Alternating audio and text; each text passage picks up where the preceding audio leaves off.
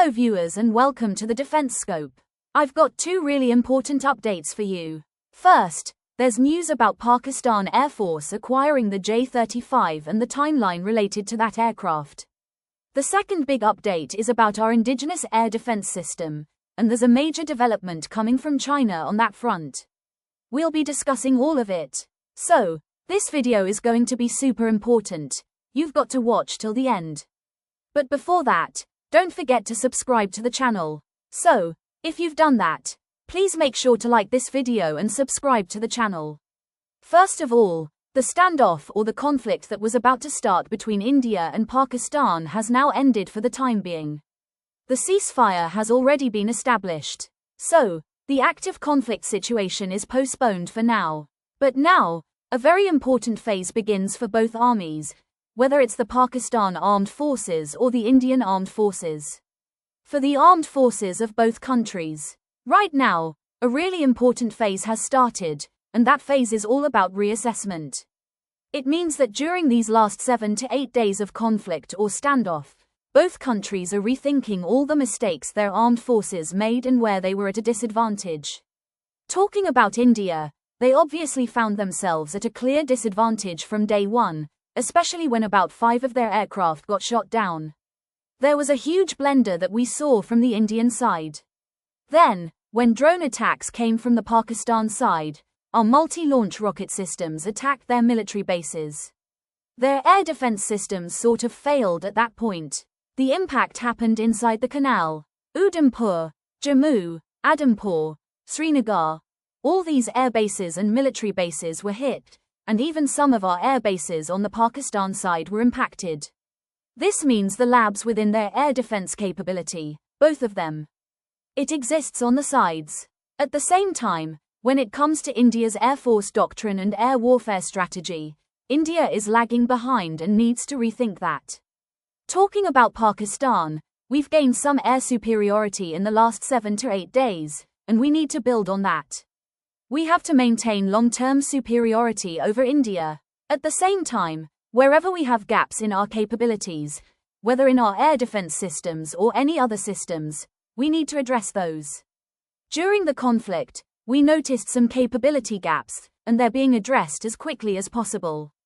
A reassessment is underway, and the necessary steps will be taken soon. As for the Pakistan Air Force, we already hold a superior position. Our aircraft and equipment are better than India's. Our BVR, beyond visual range, capability is also superior to theirs. But now, we need to further build on this capability and air superiority. We have to look at this from a long-term perspective. We need to stretch for this. And here, our J-35 or our future acquisition comes into play. The sooner we induct this 5th-generation aircraft into our service, the better it will be for us. We'll have more time to mature and develop it within our service. So, if India faces any opposition or competition, whether they bring in the AMCA tomorrow or the Su-57, our J-35 will already be inducted, and our pilots will be trained on it. You'll get solid experience with the aircraft, which makes a big impact on the battlefield.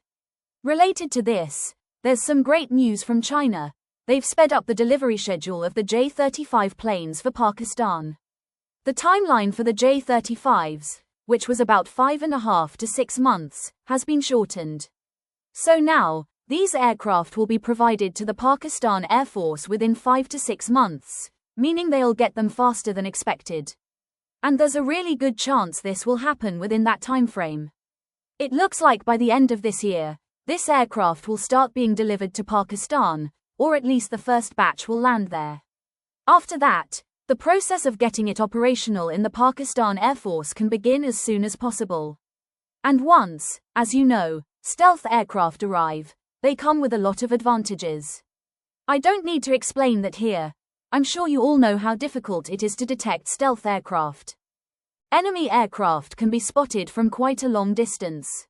But for the enemy aircraft, spotting stealth aircraft, or in this case, if we talk about the J-35, it will be really difficult to identify or detect it.